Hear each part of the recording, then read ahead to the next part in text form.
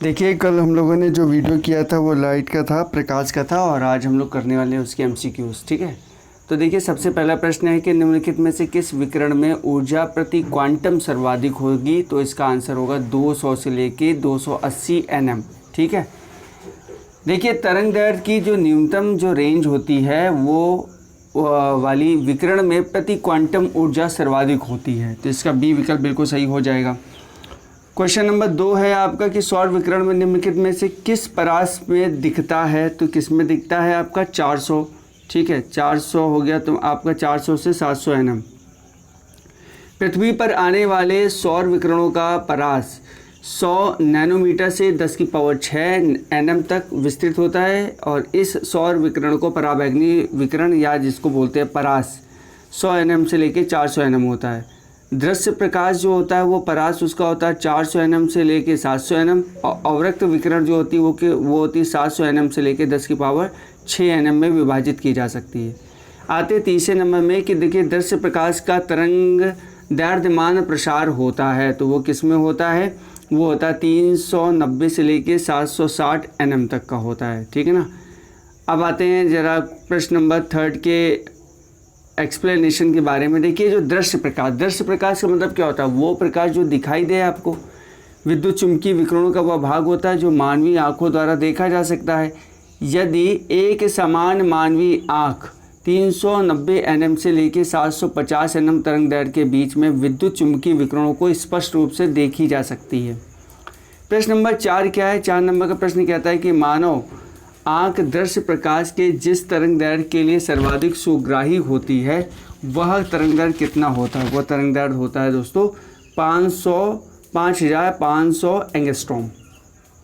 बहुत इंपॉर्टेंट है, इनको ऐसे रट भी लीजिएगा।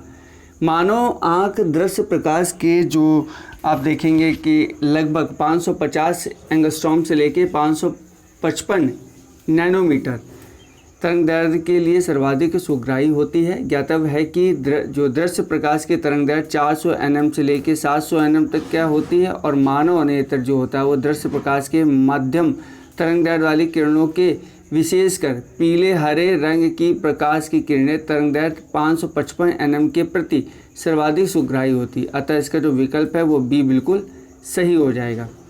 प्रश्न नंबर आते हैं 5 में। कहा गया है कि प्रकाश विकिरण की प्रकृति कैसी होती है। वो होती है आपकी तरंग एवं कण दोनों के समान होती है। ठीक है ना। बढ़ते हैं 5 के एक्सप्लेनेशन बारे में कि प्रकाश दोहरी प्रकृति प्रदर्शित करता है, कभी कण के समान तथा कभी तरंग के समान। प्रकाश के कुछ गुण जैसे कि व्यतिकरण हो गया, विवर्तन हो गया, ध्रुवण हो गया आदि की व्याख्या प्रकाश की प्रकृति की तरंग मानकर की जाती है, जबकि कुछ अन्य गुणों द्वारा जैसे कि प्रकाश विद्युत का प्रभाव हो गया, कॉम्पटन हो गया, कॉम्पटन इफेक्ट जिसको बोलते हैं, आदि की व्याख्या यह मानकर की जाती है कि प्रकाश ऊर्जा के छोटे छोटे पैकेटों से मिलकर बना है। ठीक है ना। अब प्रश्न नंबर 6 पे आते हैं। देखिए प्रकाश सीधी रेखा में चलता प्रतीत होता है। क्यों होता है? क्योंकि प्रकाश का तरंगदैर्घ्य बहुत छोटा होता है। ये ध्यान रखिएगा। ये देखिए ऐसे जो क्वेश्चन है ये सब रिपीटेड क्वेश्चन ही आते हैं। आप एक्सप्लेनेशन पढ़ लीजिए, क्वेश्चन को अच्छे से पढ़ लीजिए, आपकी वो फिजिक्स पूरा तैयार हो गया। इतना समझिए, घटना चक्र से बेस्ट तो कुछ है ही नहीं, यही सारे रिपीटेड क्वेश्चन आते हैं। देखिए प्रकाश का तरंगदैर्घ्य बहुत छोटा होता है, ठीक है ना, तथा इसका विवर्तन भी बहुत छोटा होता है जो हमारी आंखें नहीं देख सकती। इसलिए प्रकाश हमें सीधी रेखा में चलता हुआ प्रतीत होता है, और इसका विवर्तन भी बहुत नॉर्मल होता है, इसलिए हमको लगता है प्रकाश सीधी रेखा में चल रहा है। क्वेश्चन नंबर 7 क्या कहता है? कह रहा है कि निम्नलिखित में से किसका वेग क्या मैक्सिमम होता है। किसका वेग मैक्सिमम है? वो है प्रकाश का वेग मैक्सिमम है। दिए गए विकल्पों में से प्रकाश का जो वेग है वो अधिकतम होगा। प्रकाश एक सीधी रेखा में संचरित होता है। प्रकाश तरंगें निर्वात में होकर गुजर सकती हैं, परंतु ध्वनि तरंगें ऐसा नहीं कर सकती हैं। भिन्न भिन्न माध्यमों में प्रकाश की चाल जो है भिन्न भिन्न होती है। प्रकाश की चाल सबसे अधिक निर्वात में होती है। क्वेश्चन नंबर 8 आते हैं। निम्नलिखित में से कौन सा कथन है जो कि सत्य है? तो इसमें सही विकल्प क्या हो जाएगा? प्रकाश का वेग अधिक होता है। देखिए ये वाली हम लोग बात कर चुके थे, तो इसका विकल्प होगा 8 का ए। प्रकाश की जो गति होती है वो निर्वात में शून्य अवस्था में 3 × 10⁸ मीटर पर सेकंड होती है, जबकि ध्वनि की जो गति होती है वो 332 मीटर पर सेकंड होती है। समझिएगा, प्रकाश की जो गति है वो पानी में जो कि 2.25 × 10⁸ मीटर पर सेकंड होती है, और प्रकाश का जो वेग होता है वो कांच में इतना होता है 2 × 10⁸ मीटर पर सेकंड। अभी मैंने लास्ट वाली वीडियो में आपको इसकी लिस्ट भी दिखाई थी। प्रकाश की जो गति वो सतत ध्वनि की गति से अधिक होती है। आकाशीय पिंडों एवं रॉकेट का वेग जो होता है वो प्रकाश की गति से काफ़ी कम होता है, ठीक है ना। प्रकाश का जो शून्यावकाश में वेग अनुमानतः कितनी होती है? 3 × 10⁸ मीटर पर सेकंड होता है। देखिए प्रकाश की गति के बारे में, प्रकाश की जो गति है वो 3 × 10⁸ मीटर पर सेकंड होता है। प्रकाश का वेग होता है वो अधिकतम होता है, वो है तुम्हारा निर्वात के अंदर अधिकतम होता है। देखिए प्रकाश का जो वेग है अधिकतम निर्वात में होता है और अधिकतम इसका निर्वात में ही होता है। जो प्रकाश का वेग है देखो निर्वात में होता है तुम्हारा 2.99 × 10⁸ मीटर पर सेकंड। हीरे में होता है C/2.4 मतलब 1.24 × 10⁸ मीटर पर सेकंड। पानी में होता है C/1.33 और हाइड्रोजन में होता है आपका 2.98 × 10⁸ मीटर पर सेकंड होता है। प्रकाश की गति किसके बीच से जाते हुए न्यूनतम होती है? तो वो होती है आपके कांच के बीच से जाते हुए, ठीक है ना। जिस वस्तु या पदार्थ का अपवर्तनांक ज़्यादा होता है उसमें प्रकाश की जो गति है वो न्यूनतम होती है। कांच जो होता है वो निर्वात जल तथा वायु में किसी में से कांच का अपवर्तनांक सबसे ज़्यादा होता है, इसलिए प्रकाश की गति होती है वो कांच में भी न्यूनतम होती है। सूर्य के प्रकाश को धरती की सतह पर पहुंचने में लगने वाले समय है वो कितना है? वो 8.5 मिनट है। सूर्य के प्रकाश को पृथ्वी की सतह पर पहुंचने में 4.499 सेकंड लगते हैं, जिसे मिनट में बदल दिया जाएगा तो 8.3 मिनट होते हैं। अब देखिए यहाँ पे एक नया क्वेश्चन ये आ गया, अगर वो डायरेक्टली आपसे सेकंड पूछ ले कितने सेकंड लगते हैं तो 499, ठीक है ना, और कितने मिनट लगते हैं? 8 मिनट 3 सेकंड। तो यही सारी जो चीज़ें हैं वो थोड़ा सा एग्ज़ाम में आपके पास इतना समय नहीं होता है कि आप 8.33 मिनट को सेकंड में, हालांकि बदल सकते हैं, बहुत इजी है, लेकिन थोड़ा सा क्रिटिकल हो जाएगा, हो सकता है गलत भी हो सकता है क्योंकि 499 है और 500 के बीच भी है। तो आप इसको कैलकुलेट भी कर सकते हैं, लेकिन याद रखेंगे तो लगभग 2 सेकंड में ही आप आंसर कर देंगे। सूर्य से पृथ्वी तक प्रकाश को पहुंचने में लगभग 8 मिनट लगते हैं या 499 सेकंड लगते हैं, ठीक है, इस बात को समझिएगा। आगे बढ़ते हैं हम लोग, आगे देखेंगे हम लोग कि देखिए सूर्य का जो प्रकाश है पृथ्वी पर पहुंचने में कितना समय लगता है? 8.6 लेता है, लेकिन यहाँ पे सिर्फ विकल्प जो कि यहाँ पे सी लिखा है तो इसका आंसर सी हो जाएगा, 8 मिनट है या 499 सेकंड हो गया, ठीक है ना। 2 चीज़ें देख लीजिएगा। प्रश्न नंबर आते हैं 16 में। 16 नंबर का प्रश्न है कि देखो प्रकाश तरंगों के वायु से कांच में जाने पर जो चर वेरिएबल प्रभावित होते हैं वो कौन कौन से होते हैं? वो होते हैं तरंग दैर्घ्य और आवृत्ति, माफ़ कीजिएगा ये गलत है, तरंग दैर्घ्य और वेग, ठीक है ना, आवृत्ति नहीं होती, वेग होता है। जब कोई भी प्रकाश तरंग वायु से कांच या एक माध्यम से दूसरे माध्यम में जाती है तो प्रकाश की आवृत्ति वही रहती है, लेकिन उसका जो तरंग दैर्घ्य होता है तथा उसका जो वेग होता है वो बदल जाता है। क्वेश्चन नंबर 17 है कि जब प्रकाश एक माध्यम से दूसरे माध्यम में जाता है, ठीक है ना, तो निम्न में से कौन सा एक अपवर्तित रहता है? तो सही विकल्प इसका हो जाएगा अपवर्तित। जो चेंज नहीं होता वो होती है आवृत्ति, उसकी फ्रिक्वेंसी कभी चेंज नहीं होती है, ठीक है ना। जब प्रकाश की किरणें सघन माध्यम से विरल माध्यम में गमन करती हैं तो क्या होता है? पहला इसकी चाल बढ़ जाती है तथा यह अविलंब से दूर हट जाता है, इसकी चाल बढ़ जाती है तथा यह अविलंब की ओर झुक जाता है, इसकी चाल घट जाती है तथा यह अविलंब से दूर हट जाता है, या इसकी चाल घट जाती है तथा अविलंब की ओर झुक जाता है। तो आपको मैंने फिगर जब बताया था तो उसमें था चाल तो बढ़ जाती है, लेकिन ये अविलंब से क्या होता है? ये अविलंब रेखा होती है, अविलंब से दूर हट जाता है। ये अविलंब रेखा से क्या होता है? ये यूँ हो जाता है, ठीक है, ये दूर हटना हुआ, ये अविलंब रेखा से दूर हट गया, तो इसका विकल्प हो जाएगा ए, ठीक है ना। देखिए जब प्रकाश की किरण होती है वो सघन माध्यम से विरल माध्यम में गमन करती है तो इसकी जो चाल है वो बढ़ जाती है तथा यह अविलंब से दूर हट जाती है। क्या तब है कि जब कोई प्रकाश की किरण विरल माध्यम से सघन माध्यम में प्रवेश करती है तो यह अविलंब की ओर झुक जाती है। क्वेश्चन नंबर आते हैं 19 निम्नलिखित तो ऊर्जा रूपांतरण में से किसके द्वारा प्रकाश संश्लेषण की क्रिया संपादित होती है? तो इसका सही विकल्प हो जाएगा आपका ए, प्रकाश से रासायनिक ऊर्जा में। प्रकाश संश्लेषण एकमात्र ऐसी जैविक प्रक्रिया जिसमें अत्यंत मात्रा में सूर्य के प्रकाश की ऊर्जा को रासायनिक ऊर्जा में बदला जाता है। प्रकाश संश्लेषण की क्रिया का रासायनिक जो समीकरण होता है वो है CO2 carbon dioxide plus 12H2O प्रकाश ऊर्जा ये प्लस पर्णहरित C6H12O6 प्लस 6O2 ऑक्सीजन और 6H2O हाइड्रोजन को यहाँ पे जोड़ दिया गया है। ठीक है, आते हैं नेक्स्ट क्वेश्चन की तरफ। नेक्स्ट क्वेश्चन है हमारा कि जो प्रकाश है वो सजावट तथा विज्ञापन के लिए विसर्जित नलिकाओं में प्रयुक्त होने वाली जो गैस है वो कौन सी होती है? वो होती है नियॉन गैस। आपने देखा होगा ना कि कई दुकानों में ऐसे बोर्ड होता है उसमें लाइटिंग से नंबर लिख के आता है, ठीक है ना, तो वो नियॉन गैस होती है, उसी की वजह से वो सारी चीज़ें होती है। नियॉन गैस जो होता है विसर्जन लैंप जिसको बोलते हैं डिस्चार्जेबल लैंप तथा ट्यूब तथा प्रतिदीप्ति बलों में होता प्रतिदीप्ति बलों में भरी जाती है। क्वेश्चन नंबर 12 है कि साबुन के पतले झाग में चमकदार रंगों का बनना किस परिघटना का परिणाम है? किस परिघटना का परिणाम है? तो ये है परिघटना आपकी ए मतलब होता है बहुलित, परावर्तित और व्यतिकरण। साबुन के पतले झाग में चमकदार रंगों का बनना बहुलित, परावर्तित और व्यतिकरण का परिणाम है। जब किसी पारदर्शी पतली परत पानी की सतह पर तेल की पतली परत या साबुन के घोल के बुलबुले पर श्वेत प्रकाश आपतित किया जाता है तो परत के दोनों पृष्ठों से परावर्तित तथा अपवर्तित प्रकाश किरणों में व्यतिकरण होता है और इस परिघटना के परिणामतः वह परत चमकदार दिखाई पड़ती है। पूर्ण आंतरिक परावर्तन के बारे में क्या है? पूर्ण आंतरिक परावर्तन में जब प्रकाश जाता है तो क्या है, हीरे से कांच में जाने को पूर्ण आंतरिक परावर्तन बोलते हैं। जब प्रकाश की किरण किसी सघन माध्यम से विरल माध्यम में प्रवेश करती है तो आपतन कोण के क्रांतिक कोण से अधिक हो जाने पर अपवर्तित किरण सघन माध्यम से वापस लौट आती है जिसे पूर्ण आंतरिक परावर्तन कहते हैं। तो इसलिए हीरे का अपवर्तन कांच से अधिक होने के कारण हीरे से कांच में प्रकाश के जाने पर पूर्ण आंतरिक परावर्तन होता है। प्रकाश तंतु क्या होता है? Optical fibre. जिस सिद्धांत पर काम करता है वो क्या कहलाता है? वो कहलाता है पूर्ण अभ्यंतर आंतरिक परावर्तन। ऑप्शन नंबर ए, ठीक है, option number A.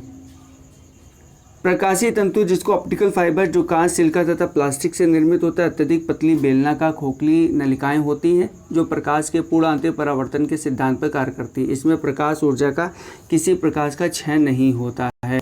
Question number आते हैं 24 की तरफ। इसमें क्या कहा गया? इसमें कहा गया कि प्रकाश ऊर्जा का ऑप्टिकल फाइबर में, ऑप्टिकल फाइबर देखते हैं ना जो 5G के लिए पढ़ रहे हैं, ये ऑप्टिकल फाइबर ही पढ़ रहे हैं जो हाई स्पीड देंगे, ठीक है ना। तो ये जो प्रकाश होता है बहुत तेज चलता है यहाँ पर, तो ये किसकी वजह से होता है? पूर्ण आंतरिक परावर्तन की वजह से होता है। ये ऑप्टिकल फाइबर देखिए करंट का है तो करंट को ही इससे रिलेट करके पूछ लिया इन्होंने, ठीक है। अब देखिए प्रश्न नंबर 25 आते हैं, निम्नलिखित में से किस घटना का उपयोग जो होता है ऑप्टिकल फाइबर में किया जाता है? तो वो है पूर्ण आंतरिक परावर्तन। ये याद रखिएगा, पूर्ण आंतरिक परावर्तन क्या है। प्रश्न नंबर 26 है, तंतु प्रकाशीय संचार में संकेत किस रूप से देता है? तो वो देते हैं प्रकाश तरंगों के माध्यम से, ठीक है। ए विकल्प बिल्कुल सही है।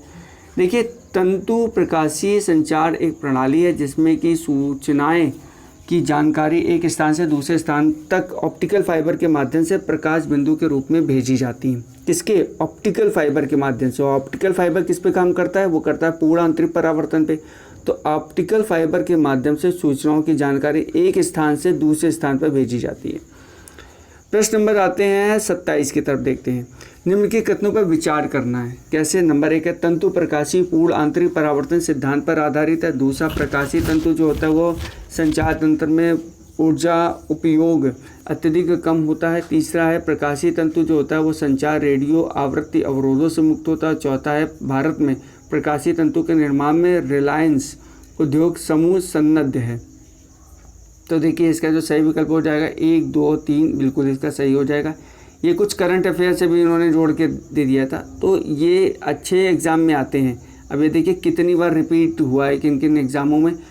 यूडीसी में हुआ 2002 में, 2001 में, 2003 में, देख रहे हैं ये सब रिपीटेड क्वेश्चन रहते हैं। आप ये जो सोचते हैं जो साइंस के क्वेश्चन आते हैं कहीं और से नहीं आते, यहीं से आते हैं, सब रिपीटेड ही क्वेश्चन है। पीछे वर्ष को उठा के दे दिए। साइंस में ही चेंज होती है ज़्यादा और साइंस में अपडेट आते हैं, लेकिन हिस्ट्री ज्योग्राफी में इतने अपडेट्स नहीं आते हैं लेकिन वो आपको एक हायर लेवल के एग्ज़ाम्स में मिलेंगे। जैसे यूजीसी नेट में आपको मिलेगा अपडेटेड वर्जन मिलेगा कि अभी हाल ही में कौन सी हड़प्पा से कौन सी नई मूर्ति मिली है, कौन से नए सिक्के मिले, वो तो ठीक है।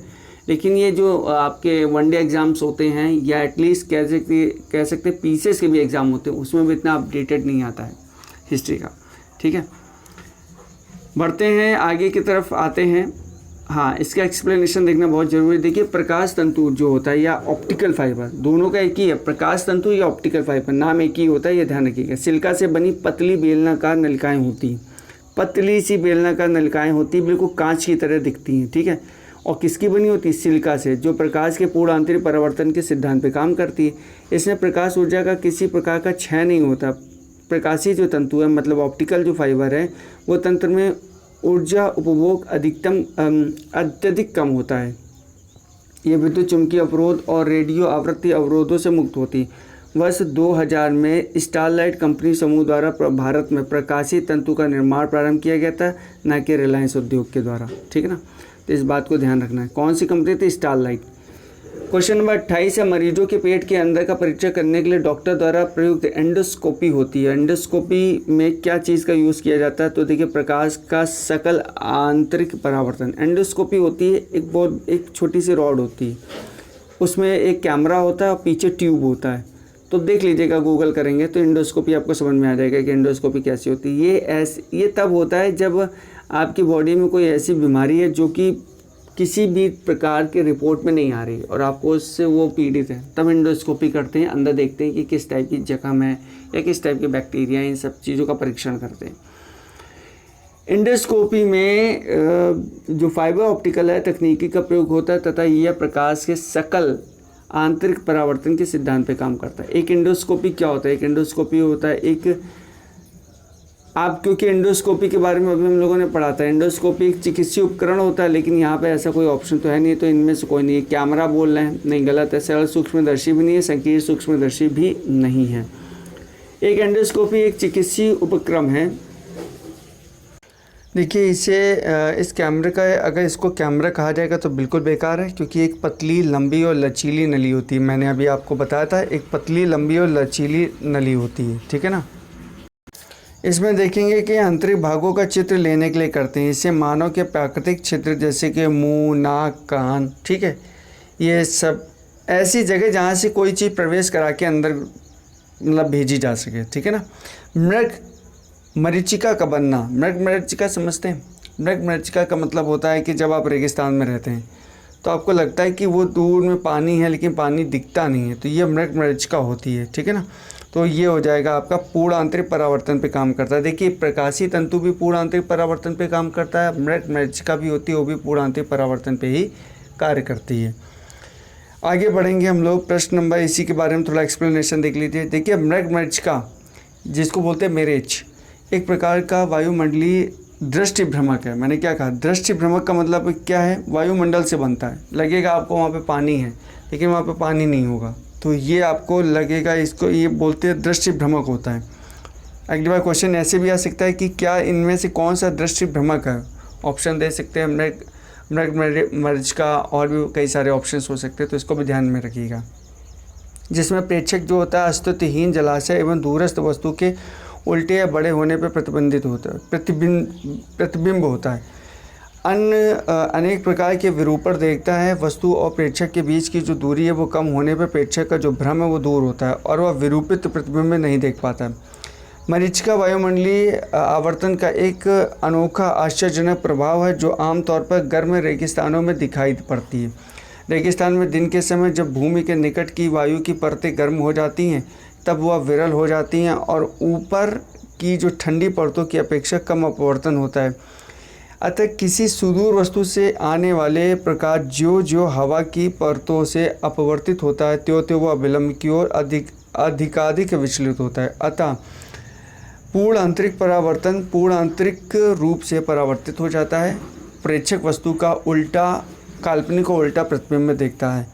और एक क्वेश्चन और भी बन सकता है यहाँ से। देखिए, मैं सारी संभावनाओं भी आपको बताते चल रहा हूँ कि एग्ज़ाम में ऐसे भी आ सकता है कि मृग मरीचिका से बनने पे ऑप्शन दे देंगे। प्रेक्षक वस्तु को वास्तविक देख पाता है और सीधा देख पाता है, वास्तविक देख पाता है, उल्टा देख पाता है। यहाँ पे देख सकते हैं कि काल्पनिक देखता है और उल्टा प्रतिबिंब होता है। इस बात को ध्यान रखिएगा। मृग मरीचिका का बनना क्या कहलाते हैं? क्या कहलाता है? पूर्ण आंतरिक परावर्तन कहलाता है, विवर्तन नहीं कहलाता है। सी ऑप्शन सही है। मृग तृणा उदाहरण किसका? मृग तृणा उदाहरण है आपका पूर्ण आंतरिक परावर्तन का। बी ऑप्शन बिल्कुल सही हो जाएगा आपका। निम्नलिखित में से प्राकृतिक तत्वों पर विचार करना है। क्या है प्राकृतिक तत्व? सबसे पहले तापीय, स्थलीय तापन, प्रकाश परावर्तन, प्रकाश अपवर्तन, प्रकाश का विवरण। तो इसका सही विकल्प क्या हो जाएगा? 1 और 3 सही हो जाएगा, स्थलीय और प्रकाश अपवर्तन। आते हैं नेक्स्ट क्वेश्चन की तरफ बढ़ते हैं। देखिए, एक काटा हुआ हीरा क्यों जगमगाता है? उसका रीज़न है क्योंकि उसमें पूर्ण आंतरिक परावर्तन होता है। इस बात को ध्यान रखना, पूर्ण आंतरिक परावर्तन होता है। देखो, हीरे का अपवर्तनांक बहुत अधिक होता है। इसकी कटाई या तराशी इस प्रकार होती है कि कोई भी प्रकाश किरण यदि इसके अंदर चली जाए तो बाहर निकलने से पहले इसका कई बार पूर्ण आंतरिक परावर्तन होता है, और इस प्रकार जो कई बार किरणों का पूर्ण आंतरिक परावर्तन होने से हीरे चमकते हैं। अब आते हैं, उचित रीति से कटे हीरे की असाधारण चमक का आधारभूत कारण यह है कि उसमें अति उच्च अपवर्तन सूचकांक होता है। ऑप्शन नंबर बी इसका सही है, 35 का।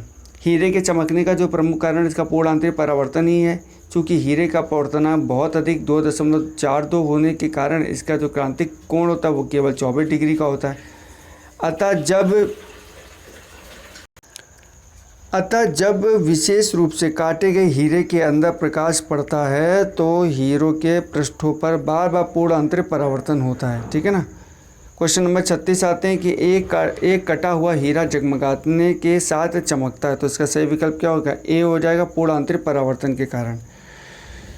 देखिए, एक कटा हुआ हीरा जगमगाहट के साथ चमकता है। तो इसका रीज़न है कि उसमें पूर्ण आंतरिक परावर्तन है, क्योंकि हम लोग बात कर चुके हैं कि प्रकाश जब बाहर आता है अंदर तो चला जाता है, लेकिन जब बाहर आता है तो कई बार वो टकराता है अलग अलग एंगल से, तो वो पूर्ण आंतरिक परावर्तन ही होता है। ठीक है। प्रश्न नंबर आते हैं हम लोग 38 की तरफ। देखिए, 2 वक्तव्य नीचे दिए गए कथनों कारण आपको पढ़ना है। कथन है इसमें, हीरे अपने ही आकार के अनुकारी कांच से अधिक झिलमिलाता है। कारण है, हीरे का अपवर्तनांक कांच के अपवर्तनांक से कम होता है। उपयुक्त दोनों कथनों के संदर्भ में निम्नलिखित में से कौन सा सही है? तो आपको बताना है। देखिए, ए सही है और आर गलत है। ठीक है। हीरे की झिलमिलाहट अधिक अपवर्तनांक मतलब कि अपवर्तनांक में 2.42 के कारण होती है। परिणाम स्वरूप इसका क्रांतिक जो कोण होता है वो कम होता है तथा इसके विभिन्न बिंदुओं से प्रकाश का जो पूर्ण आंतरिक परावर्तन है हो जाता है। यही कारण है कि हीरे अपने आकार के अनुकारी कांच से अधिक झिलमिलाता है, जबकि कांच का जो अपवर्तनांक होता है 1.51 होता है। तो इसलिए इसका जो कारण है वो आर है। किसी वस्तु की जो 3D फिगर होती है वो प्रतिरूप को अंकित तथा पुनरावृत्ति करने की तकनीक का क्या नाम होता है? वो तकनीक का नाम होता है होलोग्राफी। ठीक है ना। होलोग्राफी वह तकनीक होती है जिसमें लेज़र किरणों द्वारा की गई फोटोग्राफी से किसी वस्तु का त्रिआयामी चित्र बनाया जाता है। होलोग्राफी ध्वनि, प्रकाश या किसी भी तरंग के साथ कार्य कर सकती है। होलोग्राफी का बहुधा उपयोग अभिलेखों को संचित करने में तथा माइक्रोफिल्म में किया जाता है। इसका उपयोग करके वास्तविक 3D जो फिगर्स हैं उसको बनाया जाता है। 3D चित्र लेने के लिए निम्नलिखित में से किसका प्रयोग किया जाता है? तो प्रयोग होता है आपका होलोग्राफी का। ध्यान रखिएगा, हॉलमार्क आप समझते हैं, आपने हॉलमार्क भी देखा होगा, वही होलोग्राफी हॉलमार्क लगभग एक ही है। इस इलेक्ट्रॉनिक पुंज को फास्फोरस कोटेड पर्दों पर फोकस कर प्रतिबिंबों को पर्दों पर जनित करना कहलाता है। क्या कहलाता है जनित करना? रोस्टर स्कैन कहलाता है। रोस्टर स्कैन का जो प्रयोग होता है वो इसको बोलते हैं CRT। CRT मतलब कैथोड रे ट्यूब मॉनिटर में होता है और इसमें इलेक्ट्रॉन गन के द्वारा इलेक्ट्रॉनिक पुंज को प्रक्षेपित किया जा सकता है।